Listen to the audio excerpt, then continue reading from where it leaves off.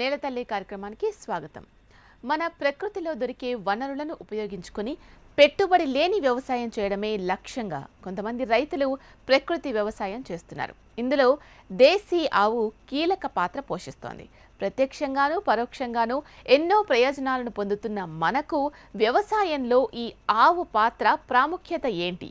వ్యవసాయంతో పాటు మానవుని జీవితంలో ఎన్నో అవసరాలను తీరుస్తున్న ఈ ఆవు గొప్పదనం ఏంటి అన్న విషయంపై మాట్లాడడానికి ప్రకృతి వ్యవసాయ నిపుణులు ఉద్యమకారులు విజయరామ్ గారు మనతో ఉన్నారు. విజయరామ్ గారు నమస్తే అండి. నమస్కారం అండి.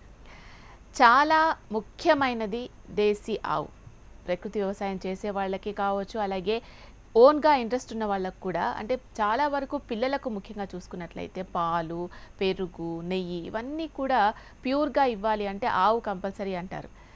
గంగి గోవు పాలు గరిటెడైనా చాలా అంటారు కదా, అలాగా. మరి ఆవు పాత్ర అంత ముఖ్యమైనది ఎందుకు అని అంటారు? దేశీ ఆవు ప్రాముఖ్యత గురించి చెప్పే ముందు మీకు ఒక విషయం చెప్పాలి. గత కొద్ది రోజుల క్రితం నేను ఉభయ గోదావరి జిల్లాలో ఈ ప్రకృతి వ్యవసాయం చేస్తున్న రైతుల క్షేత్రాలు దర్శించడం జరిగింది.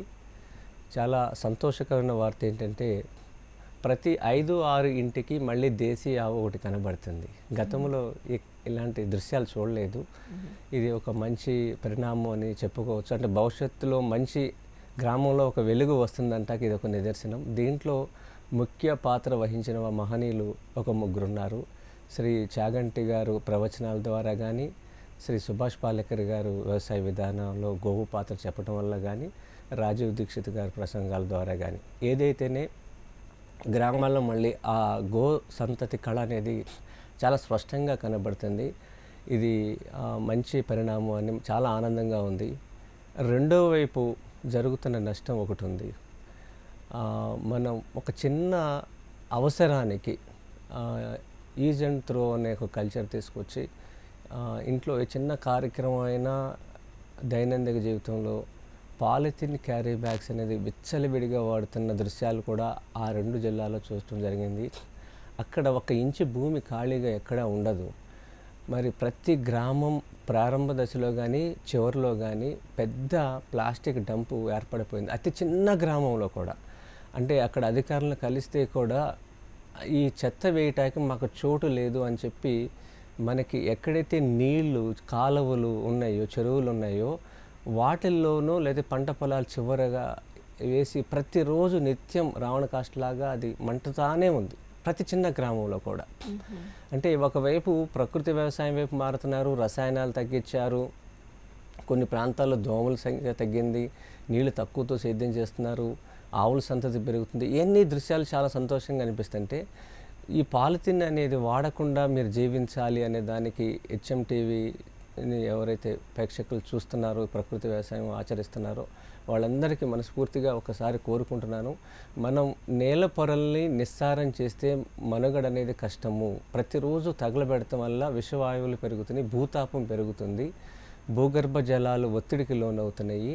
ఇవన్నీ కూడా మనం ఒక వ్యవసాయం చేసి ఆవును పెట్టుకుంటే కాదు, మీరు స్వచ్ఛందంగా ప్రభుత్వాలు చేస్తేయే చేయవో కానీ మీరు స్వచ్ఛందంగా పాలిథిన్ అనేది మానేసి చేతి సంచి అలవాటు చేసుకోవటం అనేది మీరందరి జీవితంలో భాగం కావాలి. ఎందుకంటే మనిషిలో గ్రామాలు ఉండవు, గ్రామాల్లోనే మనుషులు ఉంటారు. ఒక చిన్న మనిషికి సమస్య వస్తే, అంటే ఆ మనిషికి అంగవైకల్యం వస్తే భారత ప్రభుత్వం కానీ రాష్ట్ర ప్రభుత్వాలు కానీ పల్స్ పోలియో అని తీవ్ర స్థాయిలో ప్రచారం చేసి సెలబ్రిటీస్ ద్వారా దాన్ని నిర్మూలన చేశారు. ఇంచుమించుగా ఒక మనిషికి అంగవైకల్యం గురించి ప్రభుత్వాలు ఆలోచిస్తుంది. గ్రామానికి అంగవైకల్యం వస్తే దీనికి మందు ఎవరేస్తారు? గ్రామం లేకపోతే మనుషులు ఉండలేరు అక్కడ. అందుకని దీన్ని ఎవరికి వాళ్ళు స్వచ్ఛందంగా ఒక సులభంగా వస్తుందని చెప్పి వాడి పడేయటం అనే ఆ విచ్చలవిడితనాన్ని, అంటే సహజ వనరులు వాడుకుంటే వచ్చే నష్టం లేదు, సహజ వనరులను విధ్వంసం చేసే హక్కు మనకి ఎవరికి లేదు. అలా స్వచ్ఛందంగా మీరు ఎవరికి వాళ్ళు మానుకోవాలని మనస్ఫూర్తిగా కోరుకుంటున్నాను. దయచేసి ఈ రోజు నుంచి మనం అందరం కూడా పాలిథిన్కి వ్యతిరేకంగా మనం అందరం కూడా చేతి సంచితో బజారుకి వెళదాం. ఇంకా దేశీ ఆవు ప్రాముఖ్యత, దేశీ ఆవు గురించి తెలుసుకునే ముందు కాలర్తో మాట్లాడదాం. ఈశ్వరరావు ఉన్నారు తూర్పుగోదావరి నుంచి. ఈశ్వరరావు గారు మాట్లాడండి. నమస్కారం అండి, చెప్పండి. నమస్కారం అండి.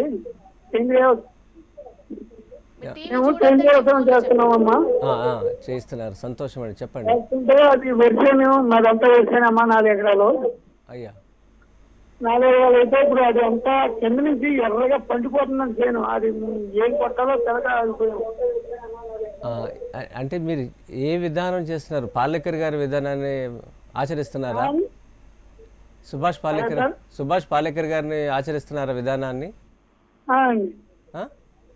సార్ ఏం విత్తనం వాడారు మీరు? నేను తమ్మొచ్చుడండి. ఆ, సరే, ఇప్పుడు ఘనజీవామృతం ఏమైనా దుక్కి దున్నేటప్పుడు వేశారా? ముందు దమ్ములోనే ఇది అవుతామండి. వేశారా? దమ్ములేదు జీవామృతం ఇస్తున్నారా? జీవామృతం 2 సార్లు ఇచ్చామండి. మీరు నెక్స్ట్ టైం మాత్రం ఇవి ప్రకృతి వ్యవసాయంతో పాటు దేశీ విత్తనాన్ని మీరు వాడటం అనేది చేసుకోండి. తర్వాత నేరుగా జీవామృతాన్ని ఇస్తే కూడా ఎర్రబడుతుంది. దాన్ని 1కి 10 నీళ్లు కలిపి మీరు పిచికారీ చేయాలి. భూమికి ఇచ్చినప్పుడు కూడా అలాగే చేయాలి. నేరుగా ఇష్టం వల్ల పంట ఎర్రబడుతుంది. జీవామృతం 200 లీటర్లు తయారు చేయడం చెప్తారు పాలేకర్ గారు, అంతవరకు చేస్తున్నారు. దాన్ని డైల్యూట్ చేసి 1కి 10 లీటర్లు నీళ్లు కలిపి మనం వాడాలి భూమికి, అప్పుడు ఎర్రబడదు. ఓకే, చెప్పండి సార్. దేశీ ఆవు అనేది ఎంత ప్రాముఖ్యత సంతరించుకుంది ప్రకృతి వ్యవసాయంలో? దేశీ ఆవు ఒక వ్యవసాయంకే కాదండి, ఇది మన ఆరోగ్యం, ఆర్థికం, ఆనందం, సర్వస్వం ఒకటి చెప్పాలంటే. అంటే మీరు హిందూ ధర్మంలో ఏ దేవతలను చూసుకున్నా సరే ఒక్కొక్క దేవతల దగ్గర మన ఆవునే చూపించారు. ఇన్ని రకాల జీవకోటిలోనే 4 కాళ్ళ జంతువులు చాలా ఉన్నాయి ఈ ప్రపంచంలో. కానీ ఆవుకి అంత ఎందుకు ప్రాధాన్యత ఇచ్చారనేది లోతుగా అధ్యయనం అనేది ఇప్పటి వరకు జరగల. అంటే పాలేకర్ గారు, రాజీవ్ దీక్షిత్ గారు ఇంచుమించుగా ఒకేసారి దేశంలో ఈ ప్రచారం మొదలు పెట్టేంత వరకు సామాజికంగా ఆవు వల్ల ఎంత ఉపయోగం, పర్యావరణ పరంగా సమతుల్యతను కాపాడుతుంది అనేది సామాన్య మానవుడికి అర్థమయ్యే రీతిలో ఎవరు చెప్పలేదు. ఇది వీళ్ళ ద్వారా తెలిసింది. ఆవు, దేశవాళీ ఆవు యొక్క గొప్పతనం ఏంటంటే ఫస్ట్ సూర్య భగవానుడు. సూర్యుడి నుంచి ఈ ప్రపంచంలో ఏ జీవకోటి కూడా అంత శక్తిని తీసుకోలేదు. అది గోవు మాత్రమే తీసుకుంటుంది. మీరు మన దేశవాళీ ఆవు ఏదైనా సరే అది ఎంత ఎండలో ఉన్నా సరే ఆ మూపురం అనేది ఉంది, ఏదైతే సూర్యకేతి నాడి, దాని ద్వారా శక్తిని సూర్య భగవాన్ ద్వారా స్వీకరించి మనకి మూత్రము, పేడ, పాల ద్వారా మనకి ఎక్కువ అందించగలుగుతాయి. ఆ పోషక విలువలు ఉంటాయి. కారణం సూర్యుడి ద్వారా, గోవు ద్వారా మనకు అందుతున్నాయి. ఇది దేశవాళీ ఆవు పాలు ఎవరైతే గర్భిణీ స్త్రీలు ముఖ్యంగా ఈ పాలు తాగితే ఆ పాలని వల్ల మంచి తేజస్సు గల పిల్లలు, ఇప్పుడు మేము 19 మంది మహిళలకు ఇవ్వటం జరిగింది. అందరిళ్ళల్లో ఒకే మనస్తత్వం గల పిల్లలు పుట్టడం మేము చూసాం. వాళ్ళకి ఏడుపు అంటే తెలియదు, భయం అంటే తెలియదు. ఇప్పుడు మానసిక వికాసం, బుద్ధి చాలా బాగుంటుంది, ప్రశాంతతగా ఉంటారు. ఫస్ట్ ఎవరు చేజాపినా కొత్త మొహాలైనా సరే వాళ్ళ దగ్గరికి వెళ్ళిపోతారు. ఈ దృశ్యాలను చూసిన తర్వాత దీని మీద ఏకకాలంలో ప్రచారం జరిగింది. ఇది మన విశ్వమంగళ గోగ్రామ యాత్రని 2009-10 ప్రాంతంలో భారతదేశం మొత్తం ఒక ఉద్యమ స్థాయిలో జరిగింది గోవు యొక్క ప్రాముఖ్యత గురించి. అదే టైంలో రాజీవ్ దీక్షిత్ గారి ప్రసంగాలు, పాలేకర్ గారు ఇవన్నీ జరగటం వల్ల మళ్ళీ ఆ పూర్వ వైభవం వస్తుందనేది మొన్న చూసిన దృశ్యాలు ఇవన్నీ చూస్తుంటే ఒక ఖచ్చితమైన మార్పు అనేది కనపడుతుంది. అది ఓకే. నెక్స్ట్ సుజాత ఉన్నారండి కర్నూలు నుంచి. సుజాత గారు మాట్లాడండి విజయరామ్ గారితో. నమస్కారం అమ్మా.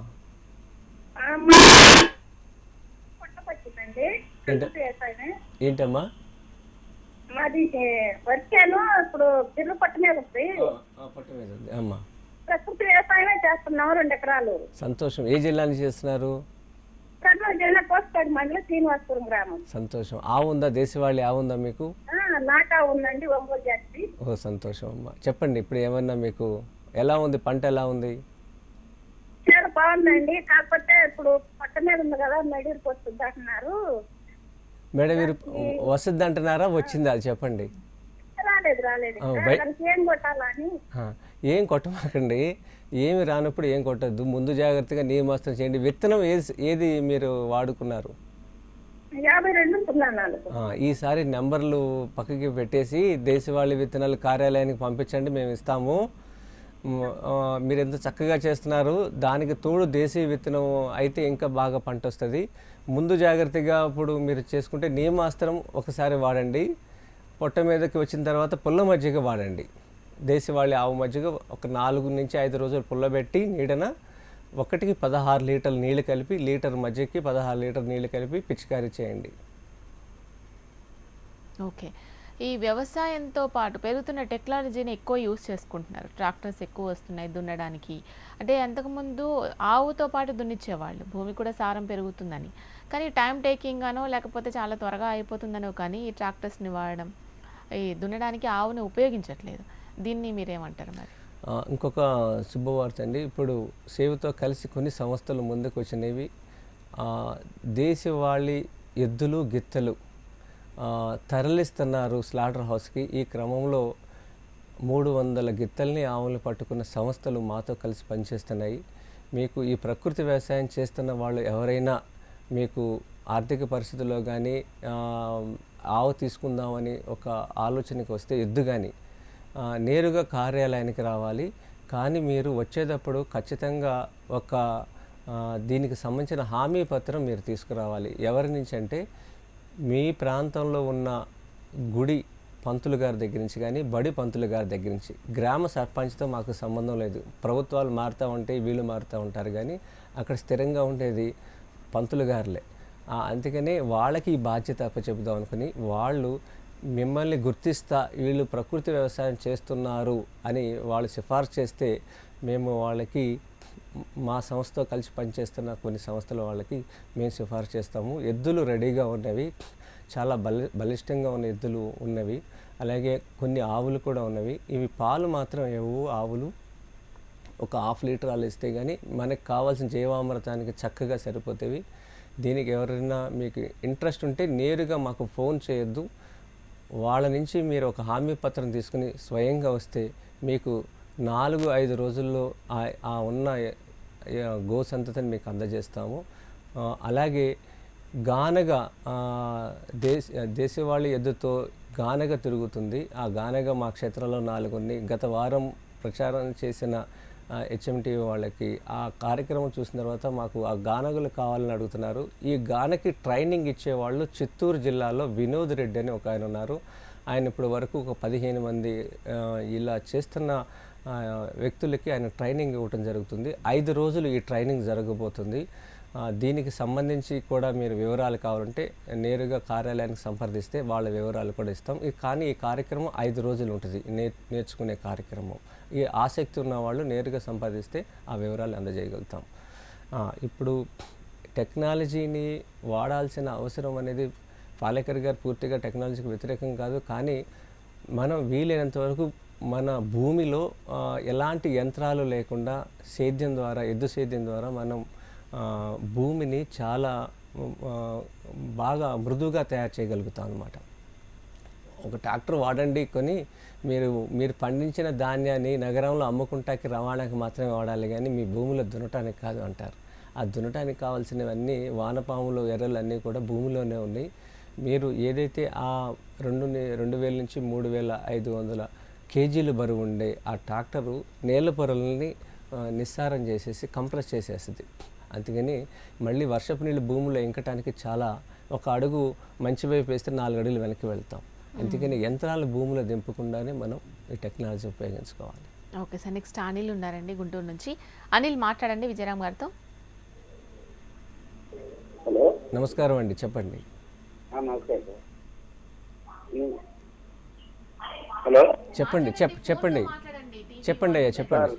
మేము 1 ఎకరం వరకు ఆవు పంచుకొని వెళ్తున్నాం సార్. 1 ఎకరం వరకు అయితే అది కింద మాత్రం ఎర్రగా అవుతుంది సార్. అది ఆవు పంచకం నేరుగా జల్లకూడదు. దాంట్లో మీరు జీవామృతం రూపంలో ఇచ్చి చల్లితే మంచిది.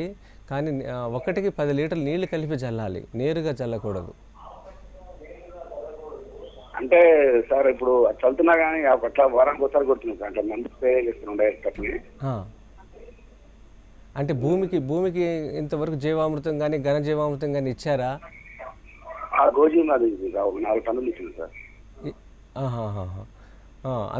అంత కాకుండా మీరు ఏం చేస్తారంటే డైరెక్ట్గా నేరుగా ఎరువుని వాడకూడదు, దిబ్బ ఎరువుల్ని వాడకూడదు, ఫామ్ యార్డ్ మెన్యూర్ని వాడకుండా అదేంటంటే మీరు నీడన ఆవు పేడని వేసుకుని డైరెక్ట్గా ఎండకి దీన్ని కప్పిపుచ్చాలి. ఎండలో ఉండకూడదు, నేరుగా ఎండ పడకూడదు. ఆవు పేడ మీద నీడన పెట్టుకుని దానిని పల్చగా భూమి మీద కప్పి నీడ ఉన్న చోట కొంచెం పేడ నీళ్ళు కానీ జల్లుతూ ఉంటే అది మొత్తం కూడా డీకంపోజ్ అవుతుంది.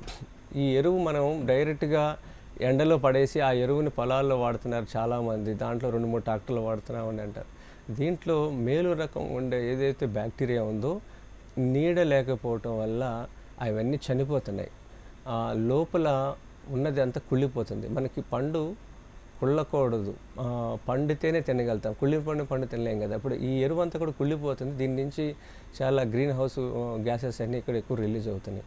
అలా కాకుండా మీరు దీన్ని నీడన ఆవు పేడని జీవామృతం చేసుకుంటే మంచిది. లేకపోయిన పక్షంలో పేడని బాగా పల్చగా చేసుకుని ఆ నీడన మీరు కొంచెం బెల్లం నీళ్ళు జల్లితే అదంతా కూడా డీకంపోజ్ అవుతుంది. దీన్ని మీరు ఎరువు కింద వాడాలి. అంతే తప్ప నేరుగా అలా వాడటం వల్ల పెద్దగా ఉపయోగం అనేది ఉండదు. ఓకే. ఈ ఆవుల సంఖ్య పెంచడంలో కూడా పెద్దగా ఇంట్రెస్ట్ చూపించట్లేదు. ఒకవేళ ఒకటి తీసుకున్నా ఆ ఒక్కదాంతోనే ఆగిపోవడం జరుగుతుంది. ఎందుకు పెంచుకోవట్లేదు? పెంచితే ఎటువంటి ఇంకా లాభాలు, ప్రకృతి వ్యవసాయం పెరిగే విధానం ఏ విధంగా ఉండే అవకాశం ఉంది? అంటే ఇది గోవుని ఒక పొలంలో కాకుండా నిత్యావసరం. మనం ఉదయం లేచిన దగ్గర నుంచి పడుకునేంత వరకు ఆవుతోనే ముడిపడి ఉన్నాయమ్మా మన అవసరాలన్నీ కూడా.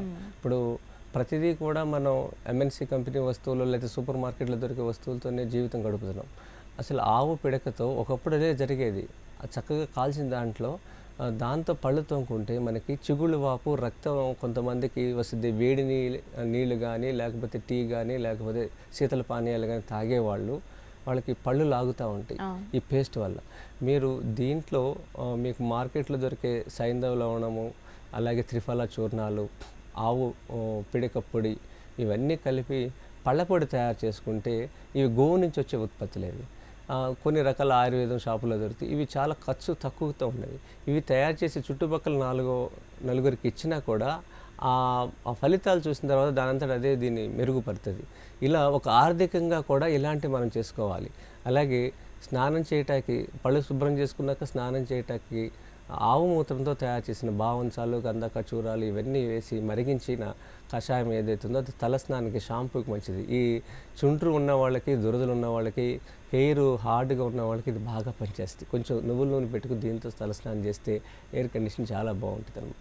ఇవన్నీ గ్రామంలో దొరికే వస్తువులే, ప్రత్యేకంగా ఏం కొనక్కర్లేదు. ఇలాంటి వస్తువులు కూడా నేర్చుకుంటే, పని చేసుకుంటే ఆ రైతు కుటుంబం ఎంతో ఆర్థికంగా ఉంటుంది. గ్రామంలో కొన్ని బయట వస్తువులు రాకుండా కూడా చేస్తాము. ఈ విధంగా మనం మళ్ళీ పాత్రలు శుభ్రం చేసిన ఆవు పిడకలు, నిమ్మతొక్కులు, వేపాకు వేసుకుని పాత్రలు ఇవన్నీ మేము నేర్పిస్తాం. మా దగ్గర ఉంటాయి ఇవన్నీ. ఇలా చేసుకుంటే స్వయం సమృద్ధి గ్రామంలో అవుద్ది. కేవలం జీవామృతం లేకపోతే పాలు అని కాకుండా ఇంకా ఇన్ని రకాల వస్తువులు, ఆవు మూత్రంతో ఉదయం లేచినప్పుడు దాంతో అరకు తయారు చేసామనుకోండి, అది రోజు తీసుకుంటే 64 జబ్బులు రావు. ఇలా మనం బోల్డ్ వస్తువులు తయారు చేసుకోవచ్చు. స్నానం చేసిన తర్వాత ధూప్ స్టిక్స్ తయారు చేసుకుని వెలిగించటం. ఎక్కడ అసలు బయట నుంచి ఒక వస్తువు తీసుకొచ్చాం? ఉదయం లేచిన కాడి నుంచి స్నానం చేసేంత వరకు, స్నానం చేసి పూజ అయిన తర్వాత భోజనం చేస్తాం. అది ప్రకృతి వ్యవసాయం, గో ఆధారిత వ్యవసాయమే. ఇంకా అసలు ఎక్కడ మనం బయట వస్తువులు తెచ్చాం చెప్పండి? రాత్రికి ఆవు పాలు తాగుతాం, ఇక రోజు గడిచిపోయింది. ఈ విధంగా మనం అవి నేర్పించడానికి మేము సిద్ధంగా ఉన్నాం. ఆసక్తి ఉన్న వాళ్ళు కార్యాలయానికి సంప్రదిస్తే 1-2 రోజుల్లో మేము ఈ గోశాలలో ఈ శిక్షణా తరగతులు ఇవ్వడానికి సిద్ధంగా ఉన్నాం. ఓకే. నెక్స్ట్ వేణుగోపాల్ ఉన్నారు. వేణుగోపాల్ గారు మాట్లాడండి. నా పేరు గోపాలం అండి. నమస్కారం అండి, చెప్పండి. నమస్కారం సార్. చెప్పండి అయ్యా, చెప్పండి. నా పేరు డాక్టర్ ఏ గోపాలం, రాజేంద్ర నగర్ అండి. అయ్యా చెప్పండి. సార్, మీరు మీ గోశాల నుంచి ఏమో ఎద్దులు ఇస్తామని ప్రకటించారు కదా? అవును, మా గోశాల నుంచి కదా, మా సంస్థతో పాటు కలిసి కొన్ని సంస్థలు పనిచేస్తున్నాయి. వాళ్ళు ఇస్తారు, మేము సిఫార్సు చేస్తాం. అదే మేమేమో ఒక పూజారి గారి దగ్గర నుంచి లెటర్ తీసుకొచ్చి ఖచ్చితంగా కట్టాలండి. ఆ లెటర్ తీసుకుని మీరు దీన్ని వ్యవసాయానికే వాడుతున్నారు, ఈ వ్యక్తి మాకు బాగా పరిచయం ఉంది, దీన్ని వేరే కార్యక్రమాలకి ఈ ఎద్దును వాడరు, ఖచ్చితంగా వ్యవసాయానికే వాడతారు అనేది వాళ్ళ నుంచి మాకు లెటర్ ఇస్తే మేము గిత్తల్ని, ఎద్దుల్ని కానీ అందజేయటానికి సిద్ధంగా ఉన్నాం. అదే మేము ఎంత పే చేయాలండి? ఏం అక్కర్లేదండి. మీరు మీ సాకలేని పక్షంలో తిరిగి మళ్ళీ మాకు ఇచ్చేయాలి, అంతేగాని ఏం పే చేసేది ఏం లేదు. సార్, మీ అడ్రస్ కానీ మాకు దొరుకుతుందా? మీకు ఆ స్క్రీన్ మీద నెంబర్లు ఉన్నాయండి, మీకు కార్యాలయానికి ఫోన్ చేస్తే ఆ వివరాలు చెప్తారు. ఓకే. మరొకసారి ఎక్స్‌ప్లెయిన్ చేయండి సార్. అంటే చాలామందికి ఇంకా డౌట్స్ ఉన్నాయి. మరి ఒకవేళ ప్రకృతి వ్యవసాయం చేసే వాళ్ళకి ఎద్దుల్ని కానీ, ఆవుల్ని కానీ తీసుకెళ్ళాలి అని అంటే ఇంకా ఏమేమి రిస్ట్రిక్షన్స్ ఉన్నాయి అన్న దాని గురించి? అంటే ఇది మేము ఉచితంగానే అంటే సేవ్ సంస్థ కాదండి, మా సంస్థ కలిసి పనిచేస్తున్నారు. కొన్ని గోశాల వాళ్ళు శ్రీకాకుళం నుంచి వచ్చే, లేకపోతే మెదక్ నుంచి వచ్చేవి, బంగ్లాదేశ్ వెళ్తున్నవి, వాళ్ళు ఎంతో రిస్క్ తీసుకుని 300 ఆవుల్ని ఎద్దుల్ని పట్టుకున్నారు. అవి వాటిని కరెక్ట్గా మళ్ళీ ఈ వ్యవసాయం చేస్తున్న వాళ్ళకి అందజేస్తే వాటిని కాపాడగలుగుతారని. అంటే ఈ ప్రకృతి వ్యవసాయం అర్థం చేసుకున్న వాళ్ళు వాళ్ళ ఇంట్లో ఆ రైతుకి ఒకరోజు భోజనం లేకపోయినా పస్తులు ఉంటాడు, కానీ ఆవుకు మాత్రం పస్తు పెట్టాడు. అంత చక్కగా చూసుకుంటారు వీళ్ళు. అలాంటి వాళ్ళకి ఇది అందించామని వాళ్ళని కలిసి కోరుకోవడం జరిగింది. వాళ్ళు చాలా స్పందించి మీకు అందజేస్తామని చెప్పడం జరిగింది. ఇలా ఒక చిన్న రైతుకి గోవునిస్తాం వల్ల గోశాల వాళ్ళకి భారం తగ్గుద్ది, రైతును కూడా వాళ్ళు ఆ గోవును కూడా బాగా చూసుకోగలుగుతారు, ఎద్దును కూడా బాగా చూసుకోగలుగుతారు. ఇది బడి పంతులు గారి దగ్గర నుంచి కానీ గుడి పంతులు గారి దగ్గర నుంచి గ్రామాల్లో ప్రతి చోట ఈ రెండు ఉన్నవే. వీళ్ళ నుంచి మీరు ఆ లెటర్ తీసుకొస్తే మేము హామీ పత్రం మేము ఇవ్వడానికి సిద్ధంగా ఉన్నామండి. కార్యాలయానికి నేరుగా మీరు సంప్రదించాలి ఆ హామీ పత్రం తీసుకుని. ఓకే. మీరు ఇంతకుముందు చెప్పిన విధంగా కేవలం గోవుని వ్యవసాయానికి మాత్రమే కాకుండా, పాల వరకే కాకుండా చాలా రకాల దాని నుంచి వచ్చే ఎన్నో రకాల ఉత్పత్తులను కూడా తయారు చేసుకోవచ్చు మనం స్వయం ఇంట్లో ఉదయం నుంచి నైట్ వరకు మనం దిన కార్యక్రమంలో భాగంగా అని చెప్పేసి శిక్షణ కార్యక్రమం కూడా మీరు ఇస్తున్నారని చెప్తున్నారు కదా. అంటే ఇంకా అవేర్నెస్ రావాల్సిన అవసరం ఉంది. ఏమేమి తయారు చేసుకోవచ్చు, ఎటువంటి లాభాలు పొందవచ్చు అన్న దాని గురించి. మన ఇంట్లోనే కాకుండా ఇవి బయట కూడా అమ్ముకునే విధంగా కూడా చేసుకోవచ్చా? ఖచ్చితంగా. ఇప్పుడు చాలామంది సాఫ్ట్వేర్లు వాళ్ళు కూడా ఇవన్నీ శిక్షణా తరగతులు వీళ్ళు నేర్చుకొని ఇక్కడ స్టార్ట్ చేయడం జరిగింది. కృష్ణా జిల్లాలో మీకు అక్కడ కృషి అని ఉన్నాడు, ఆయన పెద్ద సాఫ్ట్వేర్ ఇంజనీరు. గత 3 సంవత్సరాల క్రితం ఈ ఉద్యోగాలు మానేసి 35 మందికి ఉపాధి చూపిస్తున్నాడు. సుమారు ఒక 40 రకాల ఉత్పత్తులు తయారు చేస్తున్నాడు ఆయన. ఇవన్నీ కూడా మంచి పరిణామం. అంటే గ్రామంలో ఇన్ని రకాల ఉత్పత్తులు తయారవుతామంటే ఎంత మనం విద్యుత్తుని ఆదా చేసిన వాళ్ళు అవుతాం. అంటే ఏ వస్తువు ఇప్పుడు ఇది ఉందండి, ఇది తయారు చేయాలంటే ఖచ్చితంగా విద్యుత్ మీద ఆధారపడ్డాం. అసలు ఎక్కడ విద్యుత్ లేకుండా మానవ వనరులు ఉపయోగించుకుని గ్రామంలో దొరికే ఉత్పత్తులతో ఇన్ని రకాల ఉత్పత్తులు చేసి వాళ్ళకి ఆరోగ్యాన్ని ఇస్తున్నాడు, ఆర్థికంగా స్థిరంగా ఉన్నాడు. 35 మంది మహిళలకి ఉపాధి చూపిస్తున్నాడు. ఇవి మహారాష్ట్రలో దేవలాపార్ అని గో విజ్ఞాన సంస్థ ఒకటి ఉంది, వాళ్ళు చేస్తున్నారు. ఇంచుమించుగా అంత ట్రైనింగ్ ఈయన కూడా ఇక్కడ ఇస్తున్నాడు మన తెలుగు రాష్ట్రాల్లో. దీనికి సంబంధించిన కూడా వివరాలు కావాలంటే మమ్మల్ని సంప్రదిస్తే ఆయన వివరాలు కూడా అందజేస్తాము. ఇంకా దేశవాళీ ఆవు నెయ్యి 2 చుక్కలు పడుకునే ముందు గురక సమస్య ఉన్న వాళ్ళకి, మైగ్రేన్ కానీ, థ్రోట్ ఇన్ఫెక్షన్ కానీ, జలుబు ఉన్న వాళ్ళకి, నిద్రలేమి ఉన్న వాళ్ళకి, ఇన్ని రకాల సమస్యలకి, అంటే మెడ పైన ఉన్న సమస్యలన్నింటికి కూడా ముక్కులో 2 చుక్కలు, ఈ మధ్య దూల మీద 2 చుక్కలు, పడుకునే ముందు దీంట్లో 2 చుక్కలు వేసుకుని 5 సార్లు ఇట్లా అనటం. శ్వాస అనేది చాలా ఎక్కువగా పీల్చకుండా సహజంగానే శ్వాస తీసుకోవాలి. ఇలా తీసుకోవటం వల్ల మీకు 2-3 రోజుల్లో ఈ సమస్యలన్నీ కూడా మటుమాయమవుతాయండి. ఇన్ని రకాల గుణాలు ఒక దేశవాళీ ఆవులో ఉన్నాయండి. ఆ నెయ్యిని ఇలా కూడా వాడుకోవచ్చు. రైతులు చిన్న ఒక 2-3 ఆవులు తీసుకుంటే కూడా పాలు ఎక్కువ అయిపోతే పాలు సాయంత్రం కల్లా దాన్ని వేరే రూపం మార్చాలి, పెరుగుగా తోడుపెట్టాలి. నెయ్యి అయితే చెడిపోదు. నెయ్యి ఎన్ని సంవత్సరాలైనా సరే అది పదిలంగా ఉంటుంది. దాన్ని కాంతికి నేరుగా పడకుండా చీకట్లో పెడితే నెయ్యి ఎంత పాతదైతే అన్ని గుణాలు పెరుగుతాయి, దాన్ని రెట్టింపు అవుతుంది. ఇది ముక్కులో వేసుకోవటం వల్ల కూడా చాలా సమస్యలు తీరుతాయి. ఇలా ఎన్నో విషయాలు ఉన్నాయి దీంట్లో తెలుసుకోవాలి. నెక్స్ట్ పరశురామ్ ఉన్నారు తూర్పుగోదావరి నుంచి. పరశురామ్ గారు మాట్లాడండి.